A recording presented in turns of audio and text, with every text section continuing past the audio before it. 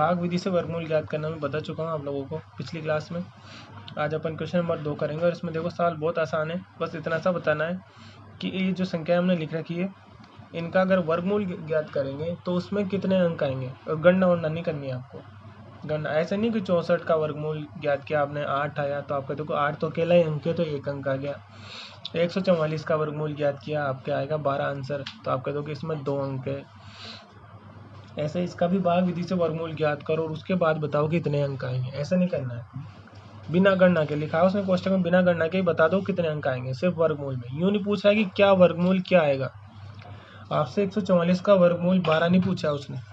144 का वर्गमूल 12 होता है तो 12 नहीं पूछ रहा वो।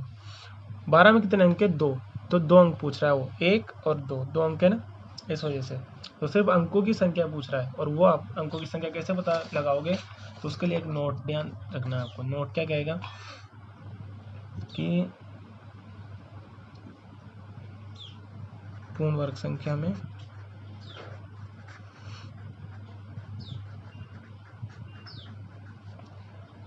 संख्या में जितने जोड़े बनते हैं, जितने जोड़े बोल दो या इसको युग्म बोल दो।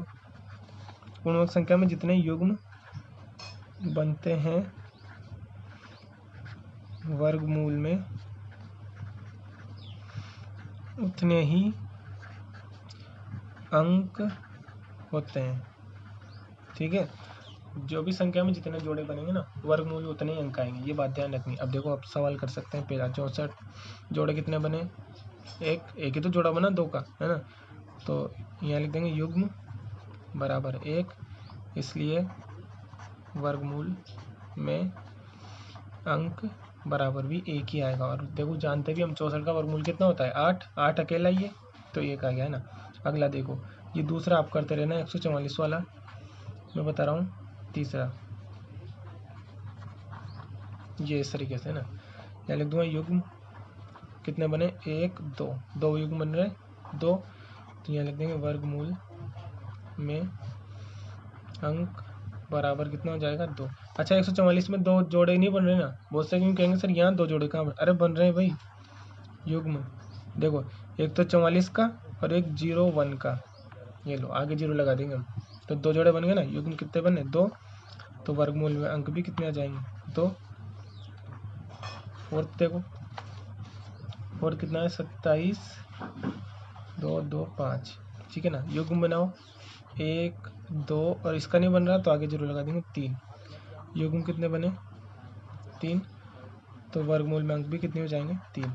बस बहुत आसान है। ठीक है, आप ऐसे जोड़े बना के कर सकते हो, बहुत आसान है। निम्नलिखित दशमलव संख्याओं के अगला सवाल है। ये देखो यहाँ पे निम्नलिखित दशमलव संख्याओं का वर्गमूल ज्ञात कीजिए। कोई दिक्कत नहीं है भाई, हमने नॉर्मल संख्या का वर्गमूल ज्ञात करके बता दिया ना, तो दशमलव संख्याओं के भी ज्ञात कर लेंगे, उसमें कोई फर्क नहीं पड़ता है ना। सबसे पहली संख्या है, इसमें कोई नया समझाने का नहीं है, बस पॉइंट को कैसे वो करना है वो मैं बता दूंगा। 2.56। आप यूँ मानो कि हमारा तो ये जो है 256 ही लिखा हुआ है। 256 का वर्गमूल तो हमें आता है ना ज्ञात करना, 16 आता है, नॉर्मल बात है, अपन जानते हैं। बस ऐसे ही करना है आपको, पॉइंट बाद में लगा देंगे, बाद में पॉइंट लगा देंगे, ठीक है ना।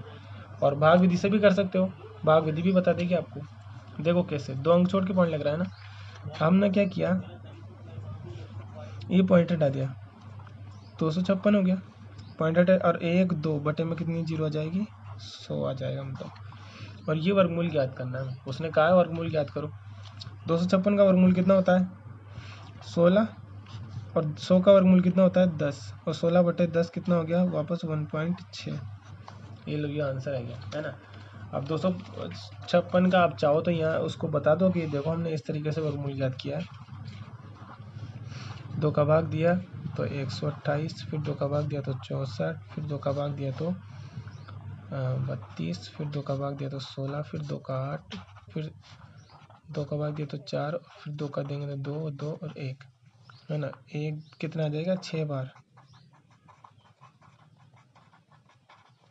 2 2 2, है ना। 3 बार के 2 4 बार आएगा, 1 2 3 4 5 6 7 8 बार आएगा। ये 4 जोड़े हो गए, तो ये वर्गमूल हो जाएगा 2 × 2 × 2 × 2, और ये कितना होता है 16। देखो मैंने इस वजह से पहले 16 लिख दिया था इसको, ठीक है ना। क्योंकि 2 छप्पन का 16 होता है अपन जानते हैं। और चाहो तो भाग विधि से करके बता दो उसको, पॉइंट बाद में लगा देंगे हम। 1.6 आ गया, ठीक है ना। ये चीज़ ध्यान रखनी है। अब आगे देखो और देखते हैं, ये 729 का देखो।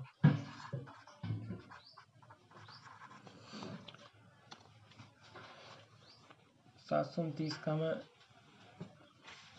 कैसे करेंगे, देखो भाग विधि से बताता हूँ। ये वाला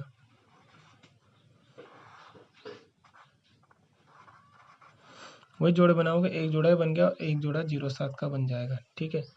अब वही वर्ग पड़ा बोलते हैं, 1 का वर्ग 1, 2 का वर्ग 4, 3 का 9, तो 2 बार ही बोल सकते हैं। 2 का वर्ग, और 2 को 3 बार 3 जगह लिखेंगे, और 2 का वर्ग कितना आया 4।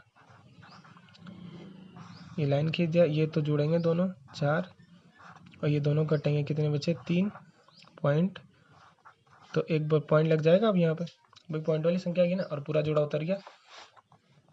अब एक तरीके से ही कितना है 329, तो कितनी बार, कितने का 4 का भाग देना है, कितनी बार दोगे 32 में कितनी बार जाता है 7 चौक 28, 7 बार जाता है, तो 7 से गुणा कर देंगे, 7 से गुणा कर देंगे, और 7 से यहाँ भी गुणा होगा।